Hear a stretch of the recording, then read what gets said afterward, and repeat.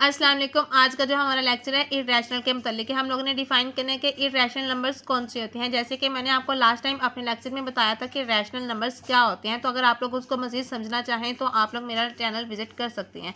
अब अपने लेक्चर की तरफ आते हैं। इर्रेशनल नंबर किसे कहते हैं। इर्रेशनल नंबर को हम लोग डिनोट किससे कहते हैं, कैपिटल क्यू के साथ, और एक ऊपर छोटी सी बार होती है। इसे ये हमें जाहिर कर रहा है कि आपके पास कौन सा है इर्रेशनल नंबर है। हम लोगों ने देखना है कि हमारे पास इसकी डिफाइन क्या है। इसकी हमारे पास डिफाइन ये होती है कि रैशनल नंबर्स के आपके पास जो 3 कंडीशंस हैं, अगर उसमें से एक कंडीशन भी फुलफिल नहीं हो रही है तो इसका मतलब ये है कि वो आपके पास क्या है, इर्रेशनल नंबर है हमारी अकॉर्डिंग फर्स्ट डेफिनेशन के मुताबिक। पहली डेफिनेशन के मुताबिक अगर हम लोग एग्जांपल लेकर देखें 2/0, लेकिन हम इसको कभी भी इस तरीके से नहीं लिख सकते हैं, लेकिन हम लोगों ने लिखा है 2/0। पहली कंडीशन यहाँ पे देखें, अगर रैशनल नंबर की के P/Q की फॉर्म में होना चाहिए, तो P/Q की फॉर्म में ये है, तो ये रैशनल नंबर की पहली कंडीशन को फुलफिल कर रहा है। जब हम दूसरी कंडीशन को देखें कि हमारे पास P और Q दोनों इंटीजर्स में से होना चाहिए, ये आपकी दूसरी कंडीशन को भी क्या कर रहे हैं, फुलफिल कर रही हैं। तीसरी कंडीशन हमारे पास रैशनल नंबर की क्या थी कि Q नॉट इक्वल टू 0, लेकिन यहाँ पे जो Q है आपके पास वो क्या है, इक्वल टू 0 है। इसका मतलब ये है कि जो आपके पास थर्ड कंडीशन है वो आपके पास क्या है, फुलफिल नहीं हो रही है। तो इसका मतलब ये है कि 2/0 आपके पास इर्रेशनल नंबर है, लेकिन हम 2/0 कभी लिख के ही नहीं सकते।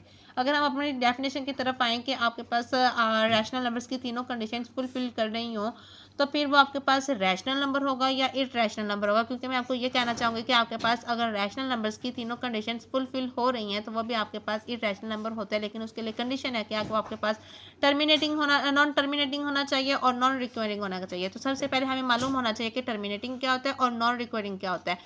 तो हम देखेंगे टर्मिनेटिंग क्या होता है। टर्मिनेटिंग वो होता है जिसको हम डिवाइड करते हैं तो वो मुकम्मल तौर पर डिवाइड हो जाता है। जब हम इसको डिवाइड कर दें, वो मुकम्मल तौर पर डिवाइड हो गया, वो तो टर्मिनेटिंग है। और जो मुकम्मल तौर पर डिवाइड नहीं होता है वो नॉन टर्मिनेटिंग हो गया। अब टर्मिनेटिंग और नॉन टर्मिनेटिंग के साथ आपके पास आ गया रिक्वायरिंग क्या होता है। और नॉन रिक्वायरिंग आपके पास वो होते हैं जो मुकम्मल तौर पर डिवाइड नहीं होते हैं, मतलब कि नॉन रिक्वायरिंग और नॉन टर्मिनेटिंग। आपके पास ये होगा कि जो डिवाइड तो हो रहे हैं लेकिन मुकम्मल तौर पर डिवाइड नहीं होते हैं, उनके जो आपके पास डिवीजन के बाद जो वैल्यूज आती हैं वो सारी डिफरेंट होती हैं, एक जैसी नहीं होती है। मैंने जैसे कि यहाँ पे डिवाइड करके देखा थी, हमारी डिफरेंस आ रही है और आगे भी लगातार हमारे पास डिफरेंस आती है। तो मतलब ये क्या आपके नॉन रिक्वायरिंग भी है और नॉन टर्मिनेटिंग है। टर्मिनेटिंग में तो मुकम्मल तौर पर डिवाइड होता है, लेकिन रिक्वायरिंग के अंदर आपके पास कुछ वैल्यूज के बाद, यानी कि 3 के बाद या 4 के बाद आपके पास वैल्यूज क्या होती हैं, सेम हो जाती हैं। अब हम देखते हैं कि आपके पास एग्जांपल के 5/19 आपके पास इरेशनल नंबर किस तरीके से है कि यहाँ पे तो रैशनल नंबर्स की तीनों कंडीशंस फुलफिल हो रहे हैं। तो इसका मतलब ये है कि आपके पास क्या होना चाहिए, रैशनल नंबर होना चाहिए। लेकिन मैंने यहाँ पे कहा है कि आपके पास इरेशनल नंबर है। तो जैसे कि मैंने आपको बताया कि टर्मिनेटिंग, नॉन टर्मिनेटिंग, रिक्वायरिंग और नॉन रिक्वायरिंग का यहाँ पे कंसेप्ट आ जाता है। हम देखते हैं कि 5/19 है, तो यहाँ हम लोगों ने देखा कि कंडीशंस तो रैशनल की कब फुलफिल हो गई हैं, लेकिन जब मैंने इसको डिवाइड करके देखा तो यहाँ पे आपके पास ये मुकम्मल तौर पर डिवाइड नहीं हो रहा, मतलब कि आपके पास नॉन टर्मिनेटिंग हुआ। आप रिक्वायरिंग में आके देखें तो आपके पास नॉन रिक्वायरिंग है या रिक्वायरिंग है। रिक्वायरिंग में होता है कि आपके पास कुछ वैल्यूज क्या होती हैं, सेम हो जाती हैं, लेकिन यहाँ पे सारी की सारी वैल्यूज डिफरेंट है, यानी कि नॉन रिक्वायरिंग है।